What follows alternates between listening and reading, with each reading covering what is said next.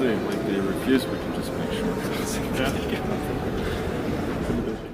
Happy New Year, folks. What a start to 2025. This viral video appears to show actual footage of Magnus Carlsen and Jan Nepomniachtchi discussing something that's sending shockwaves through the chess world. Did the greatest chess player of our time just suggest playing short draws until FIDE give them a joint world championship title? The chess world continues to be in turmoil, as Carlsen, the defending world champion, is now defending himself against match-fixing accusations. There's been a lot happening in the chess world in the past few days, so let's rewind to get the full context here. December 31st in New York City, the players are meeting to play out their last battles of the Blitz World Championship 2024. This is tense. This is Blitz chess, where players have 3 minutes each on the clock with a 2-second increment, where the shortest moves can basically make or break a world champion. Carlsen has stopped playing in the classical, much longer time frame chess games a while ago, but now he still makes an appearance at the Rapid and the Blitz games. That is, when he does show up. But show up, come on. Really milking the drama. Really milking it. Wow. Magnus Carlsen late again. Carlsen did eventually show up to this game and got a swift win, but actually, Carlsen wasn't even supposed to be at this tournament. Just days ago, in the Rapid tournament in the same location, Carlsen was kicked out of the tournament essentially for wearing a pair of jeans and pretty much refusing to get changed into a pair of, dress trousers, at which point he told FIDE some choice words. You can enforce their rules, that's fine by me, and my response is that fine, then I'm out. Like, fuck you. Withdrawing from the tournament, he was ready to fly back to Norway, but in the end, FIDE decided to back down very quickly, actually. I mean, after all, what's a world championship without the world's best player? And so Carlsen returned for the Blitz Championship, where he'd face his old rival, Jan Nepomniachtchi, in what would become the most controversial finals in chess history. Jan is no pushover. Sorry, Jan. And his second name, Nepomniachtchi, is it? Nepom... In Russian, it sounds like непомнящий. Okay, well, most people in the chess community call him Nepo. But yeah, he's been on a tour recently, and, he's finished second in the Candidates tournament, and he's ready to show that he can go toe-to-toe with anyone, including Carlsen. Both players carved their way through the tournament. Carlsen, despite his earlier drama, was in vintage form. Nepo, meanwhile, was showing why he's considered one of the few players who can challenge Magnus consistently. In the quarters, Carlsen faced his nemesis, none other than Hans Niemann, and played a series of very tight matches, with Niemann leading at one point, but Carlsen did end up walking away, although seemingly not very happy. And the reaction afterwards, I'm not sure what... Oh, he's not happy, bro. He won. I don't understand. What's going on there?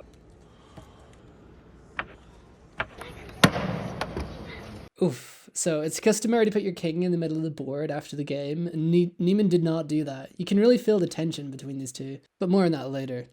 So after the quarters, the stage was set for the semis. Nepo would face Wesley So, while Magnus drew Duda. Magnus made quick work of his match, delivering a devastating 3-0 sweep that secured his spot in the final. Nepo's path was more dramatic. Locked in a 2-2 deadlock with Wesley So, the match went to sudden death. Nepo clinched the victory with a brilliant tactical sequence in the middle game that left spectators very stunned. The bar is going crazy. Can we go to the Nepomniachtchi game?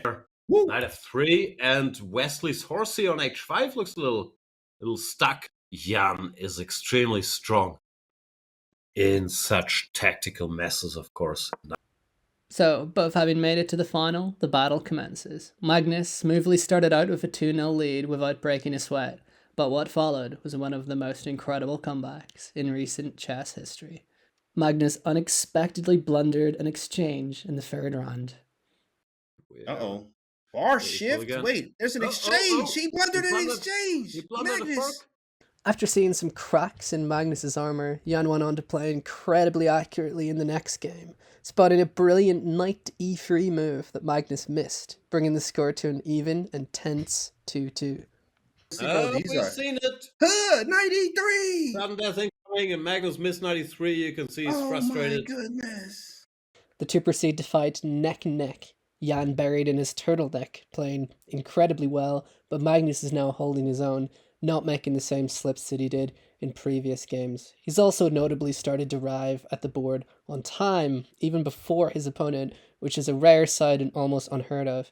Incredibly, they draw not once, not twice, but 3 times in a row, nail-biting anticipation for how this is going to wrap up coming into the new year. After the third draw, you can see Magnus pulling over the commentator. Turns out this is the point where they suggested that they were going to share the world title. Now, this was an unusual proposal. I mean, it had never been done before. And, you know, you had a lot of people tuning in all around the world expecting to see a fireworks finish. I mean, I was one of them. FIDE found themselves in a difficult position. I mean, the rules for this championship were clear. Players should continue until there's a winner.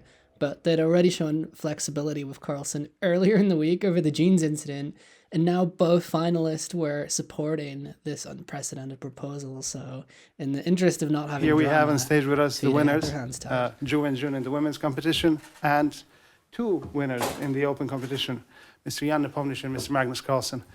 For the first time ever in history, FIDE has allowed the championship to be split between 2 players, giving it a joint championship.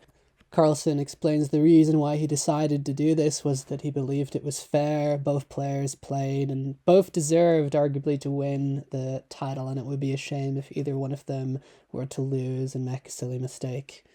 And this is where the viral video comes in. I mean, what many people don't know is that when this footage was actually taken, it wasn't before the matches, but it was during FIDE's deliberation about the shared title.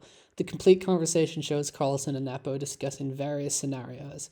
Yeah, Carlsen said that they could play short draws until FIDE gives up, but I wouldn't say chess players are usually known for their sense of humor and when a joke might be a good or a bad joke, you know? I mean, come on, how many fast games these guys play? I mean, this was at the top level of the world. Like, you think they're not tired? You think they're not going to make some bad jokes? But within hours, you know, this clip was spreading like wildfire. X has erupted, commenters are demanding investigation. Carlsen did have a direct response also to this, essentially saying that he's never prearranged a draw in my entire career. In the video, I'm joking with Jan in the situation lacking decisive tiebreak rules. This was obviously not an attempt to influence FIDE. It was said in the spirit that I thought FIDE would agree to our proposal, which they did. If anything, it was a bad joke given the gravity of the situation. I think the match itself showed 2 players playing high-level chess, equally matched, and both deserving of a win. But, you know, the comments haven't exactly been so nice to him. I mean, literally, like, people are just absolutely just savage, ripping into him. I mean, yeah, okay, it was kind of weird that they shared the title, but to think that this was, like, prearranged, this is wild. It's wild accusations. I mean, I didn't know the chess world was so savage. It's disgraceful to chicken out, you know? Like, what is this? Blatant match fixing. Both should be stripped of their titles, period. If FIDE has any integrity, they'll act. The damage done to this game is profound. Oh my god. I mean, it's just wild. Here's another one. Magnus is a disgrace to this game. You're caught on tape doing match fixing. But spineless FIDE chess wouldn't take any action. Jeez. I mean, I just want to say one other thing. It seems like the person that is shouting the loudest about this match fixing is none other than Hans Niemann, the nemesis of Magnus. And, you know, the history between these two is quite complicated. I might get into it in another video. But essentially, Magnus accused Niemann of cheating.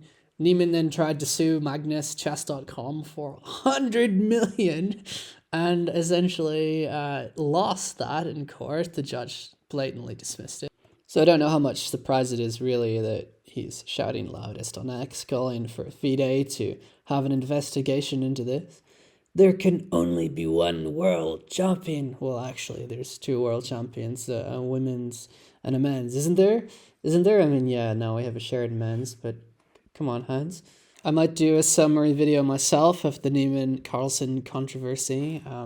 If you'd be interested in seeing that, let me know below in the comments. But for now, I might direct you, if you want to learn more about the topic, to a video by Lex Friedman interviewing Goffin Chess to cover this topic in more depth. It's very interesting. But one thing's for certain. Both Carlsen and Nepomniachtchi played chess at the highest level. They fought incredibly hard, showed amazing resilience, and in the end, perhaps they both deserve to be champions. What do you think about this? Was FIDE right to allow the historic shared title? Was Carlsen's backstage comment just a bad joke, or should there be always a single winner? Let me know what you think in the comments below, and if you enjoyed this deep dive into chess news, don't forget to like and subscribe for more chess content. Thanks for watching.